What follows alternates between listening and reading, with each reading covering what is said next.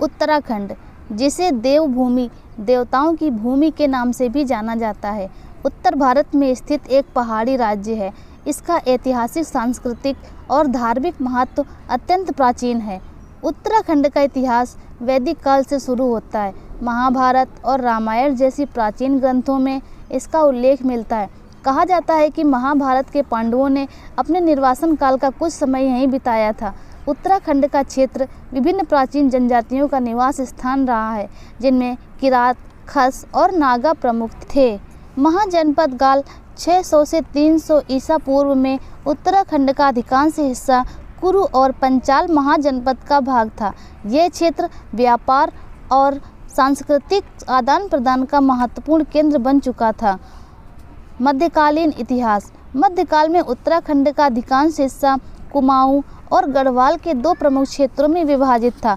कुमाऊं क्षेत्र पर कत्यूरी राजवंश का शासन था, जो लगभग 7वीं से 11वीं शताब्दी तक चला। कत्यूरी शासकों ने कई मंदिरों का निर्माण कराया, जिनमें से बागेश्वर, बैजनाथ और जौल जीबी के प्रमुख मंदिर प्रसिद्ध हैं। 11वीं शताब्दी के बाद चंद वंश के कुमाऊं क्षेत्र पर शासन करना शुरू किया। उन्होंने अल्मोड़ा को अपनी राजधानी बनाया और इस क्षेत्र में सांस्कृतिक और आर्थिक समृद्धि लाई। चंद शासकों ने कई मंदिरों का निर्माण कराया और कृषि का भी विकास किया। गढ़वाल क्षेत्र में परमार वंश का शासन था, जिसे 14वीं शताब्दी में चंद्रवंशी शासकों ने प्रतिस्थापित किया। 16वीं शताब्दी में गढ़वाल के महाराजा अजय पाल ने गढ़वाल क्षेत्र को एकीकृत किया और श्रीनगर को अपनी राजधानी बनाया। मुगल और सिख प्रभाव। हालांकि मुगलों ने उत्तर भारत के अधिकांश हिस्से पर कब्जा कर लिया था, लेकिन उत्तराखंड के पहाड़ी क्षेत्र तक उनकी पहुंच सीमित रही। गढ़वाल और कुमाऊं के शासकों ने मुगलों और सिख सेनाओं के खिलाफ अपने क्षेत्रों की रक्षा की। 18वीं शताब्दी में गोरखाओं ने नेपाल से आकर कुमाऊं और गढ़वाल पर हमला किया और कुछ समय के लिए इन पर कब्जा कर लिया। ब्रिटिश शासन। 1814 से 1816 में हुए एंग्लो नेपाली युद्ध के बाद गोरखाओं को अंग्रेजों के सामने हार माननी पड़ी। इसके परिणाम स्वरूप 1815 में सुगौली संधि हुई और कुमाऊं और गढ़वाल का क्षेत्र ब्रिटिश साम्राज्य का हिस्सा बन गया। अंग्रेजों ने इन क्षेत्रों को कुमाऊं डिवीज़न और गढ़वाल डिवीज़न में विभाजित किया। ब्रिटिश शासन के दौरान उत्तराखंड में कई सामाजिक और सांस्कृतिक परिवर्तन हुए।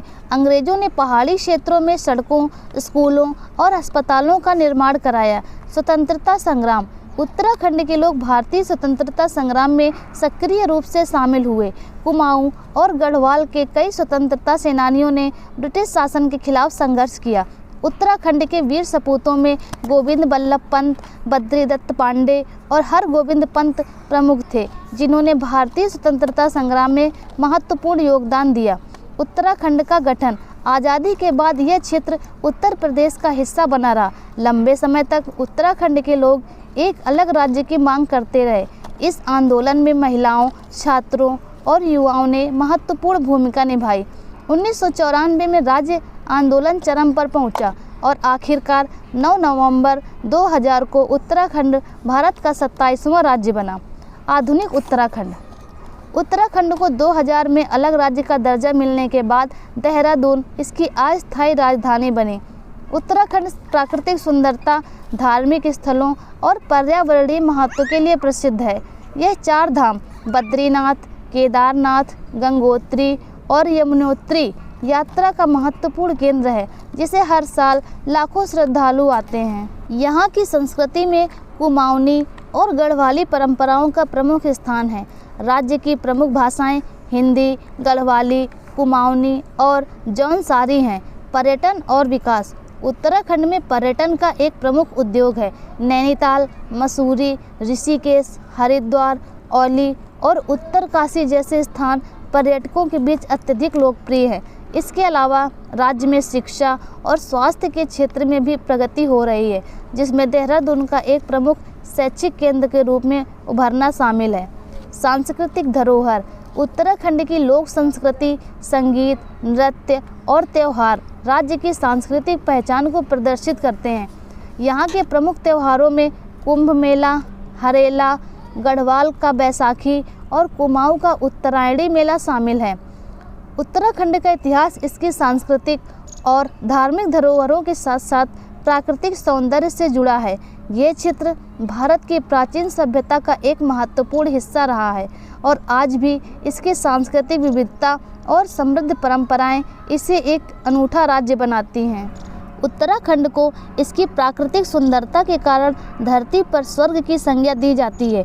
ऊंचे हिमालय पर शिव और पार्वती का वास है। यह सूबा भगवान भोलेनाथ का ससुराल और मां पार्वती का मायका है। धार्मिक आस्थाओं का गढ़ है। Jim Corbett national park Uttarakhand के सबसे प्रसिद्ध पर्यटन स्थलों में से एक है। ये उत्तराखंड के नैनीताल जिले का सबसे पुराना राष्ट्रीय उद्यान लुप्तप्राय बंगाल टाइगर के लिए जाना जाता है। मसूरी, पहाड़ों की रानी। मसूरी में उत्तराखंड के सबसे ज़्यादा देखे जाने वाले और खूबसूरत झरने हैं।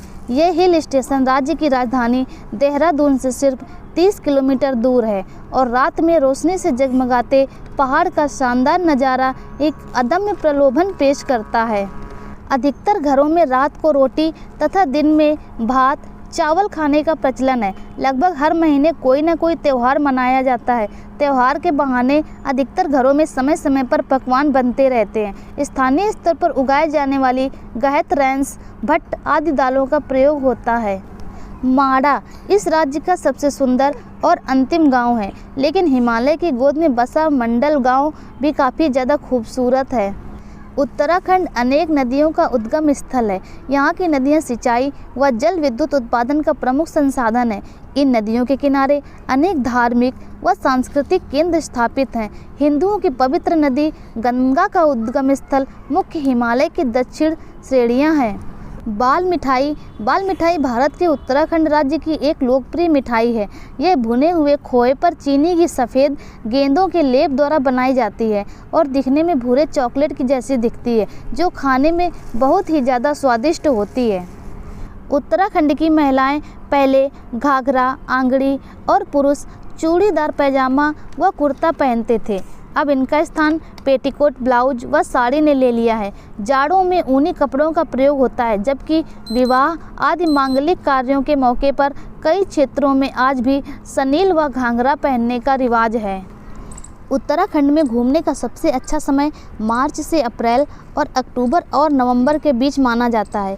इन महीनों में यहाँ का मौसम अद्भुत रहता है। सर्दियों के दौरान बर्फबारी होती है। उत्तराखंड घूमने में कितना खर्चा आएगा, यदि इसकी बात करें तो उत्तराखंड की यात्रा की लागत 4 रात और 5 दिनों की उत्तराखंड यात्रा की लागत के लिए आपको जुड़वा साझाकरण के आधार पर प्रति व्यक्ति लगभग 16,000 रुपये खर्च करने होंगे।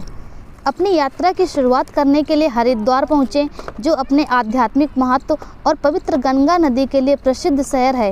प्रसिद्ध हर की पौड़ी घाट का भ्रमण करें और शाम को मंत्रमुग्ध कर देने वाली गंगा आरती समारोह का आनंद लें। योग और ध्यान अभ्यास में भाग लेने के लिए योग के घर ऋषिकेश की यात्रा करें।